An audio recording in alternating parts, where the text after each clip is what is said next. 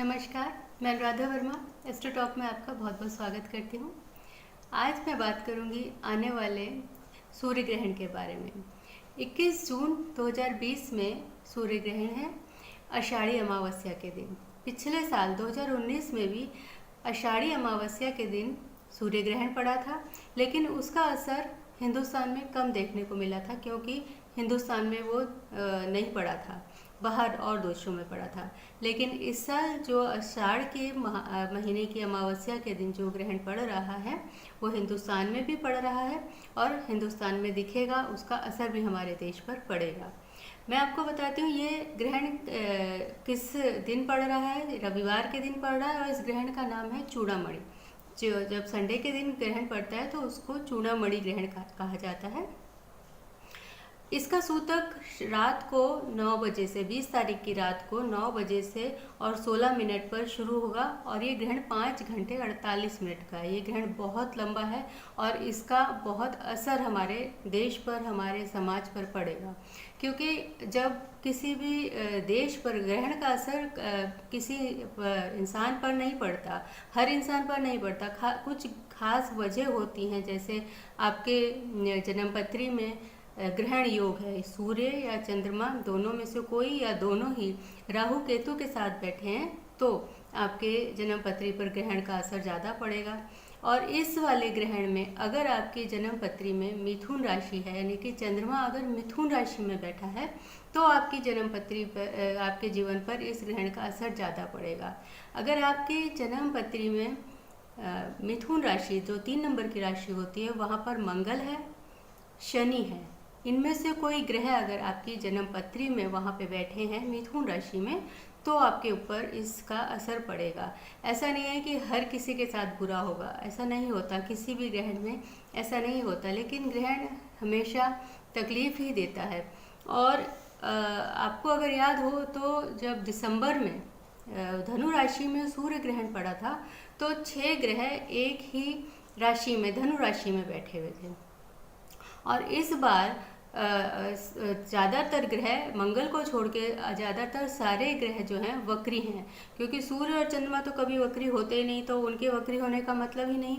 राहु और केतु हमेशा ही वक्री रहते हैं। उसके सिवा जो भी ग्रह हैं, शनिदेव, गुरु, शुक्र और बुध, ये जो 4 ग्रह हैं ये सारे के सारे वक्री हैं। तो इनका एक अलग असर हमारे जीवन पर, हमारे देश पर, खास तौर पे हमारे देश पर देखने को मिल सकता है। ये जो ग्रहण है ये आर्द्रा नक्षत्र में और मृगशिरा 2 नक्षत्रों में पड़ रहा है और धनु मिथुन राशि में पड़ रहा है। तो इस नक्षत्र अगर आपकी जन्मपत्री में मिथुन राशि है तो आर्द्रा और मृगशिरा नक्षत्र ही में से कोई नक्षत्र होगा जरूर। तो इन नक्षत्रों में है तो भी आपके ऊपर, आपके जीवन पर इसका असर पड़ सकता है। जरूरी नहीं है कि इसका असर आपको खराब ही मिले या ग्रहण के तुरंत बाद ही मिले, क्योंकि ग्रहण का असर आने वाले 6 महीने तक रहता है। तो 6 महीने बाद तक इसका असर मिल सकता है। जो दिसंबर में ग्रहण हुआ उसका असर अभी तक हमारे जीवन पर देखने को, सबके पूरे दुनिया के पर देखने को मिल रहा है। जब ये जून का जो ग्रहण है, ये ग्रहण आने पर हो सकता है कोरोना से संबंधित बीमारी में थोड़ा सा फर्क मिले, हो सकता है इसका कोई इलाज मिले या कोई समाधान मिल जाए इसका। और अगर इसका समाधान नहीं भी मिला तो हमको उस समय, जिस समय ग्रहण पड़ रहा है, क्योंकि ये ग्रहण बहुत लंबा है, 5 घंटे 48 मिनट का ग्रहण है, इतनी देर तक आपको पूजा पाठ, जप तप कुछ ना कुछ करते ही रहना चाहिए। और हमारे को इस समय हम अपने पूरे विश्व की रक्षा के लिए महामृत्युंजय का जाप बहुत जरूरी है। अगर आपके जन्मपत्री में सूर्य खराब है तो आप सूर्य अष्टक का पाठ कर सकते हो, आदित्य हृदय का स्तोत्र का पाठ कर सकते हो। सूर्य देव से संबंधित कोई भी पूजा, आप कोई भी मंत्र जाप आप उस समय पे करें। 5 घंटे नहीं कर सकते तो जितना ज़्यादा से ज़्यादा समय आप कर सकते हैं कीजिए, मेडिटेशन कीजिए। किसी भी तरह से आपको उस 5 घंटे 48 में करीब 6 घंटे तक आपको भगवान में ही ध्यान रखना चाहिए, क्योंकि ये एक जो ग्रहण पड़ रहा है ये भी आने वाले हमारे जो देश के लिए है बहुत शुभ नहीं है।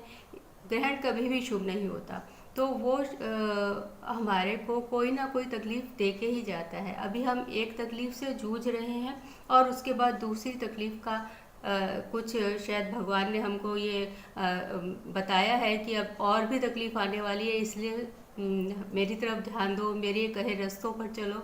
तो आप लोग ज़्यादा से ज़्यादा महामृत्युंजय का जाप करें, क्योंकि रोग शांति के लिए इस समय तरह तरह की आपदा आ सकती हैं, बाढ़ आ सकती है, लड़ाई झगड़े हो सकते हैं, बम विस्फोट हो सकते हैं, एक्सीडेंट्स हो सकते हैं, भूकंप आ सकते हैं। किसी भी तरह की प्राकृतिक आपदा आने का ज़्यादा अंदेशा होता है, इस ग्रहण का ज़्यादा अंदेशा है।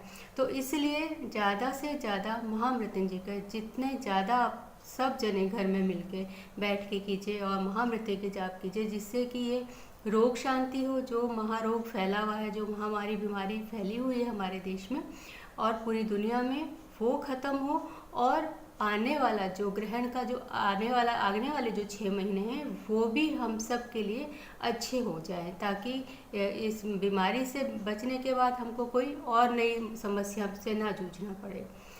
इन सब चीज़ों के बावजूद भी एक चीज़ अच्छी है कि आने वाले 6 महीने में हमारे देश में आर्थिक, जो देखने में ऐसा लग रहा है कि आर्थिक दिक्कत आने वाली है, बहुत ज़्यादा परेशानी आने वाली है, लेकिन किसी भी तरह से हमको मदद मिलेगी। हमको बाहर की कंट्री से बिजनेस मिल सकता है, काम मिल सकता है, या किसी भी तरह से हमारी अर्थव्यवस्था बहुत जल्दी आने वाले 6 महीने और 1 साल के अंदर ही हमारी अर्थव्यवस्था फिर ठीक हो जाएगी और लोगों की जो बेरोज़गारी बढ़ रही है वो उसकी समस्या का समाधान भी मिलना शुरू हो जाएगा। तो ये एक छोटा सा मेरा जो मैं जैसा मुझको समझ आया वो मैंने आप लोगों को बताया कि ग्रहण में हमको क्या करना चाहिए और इस ग्रहण का क्या असर हमारे जीवन पर हो सकता है। तो मेरी राय आपको से यही है कि आज से ही महामृत्युंजय के जाप करें और जून से 1 महीना बाद तक यानी कि जुलाई तक रेगुलर महामृत्युंजय के जाप करें, जिससे कि ज़्यादा से ज़्यादा मंत्र जाप से हमारे देश और दुनिया में जो महा बीमारी फैली हुई है या और आने वाली जो आपदाएं हैं उनसे जीव इंसानों की रक्षा हो सके, हम भगवान से क्षमा मांगे। इसी के साथ मेरी तरफ से आप सबको आने वाले समय के लिए बहुत बहुत शुभकामनाएं। नमस्कार।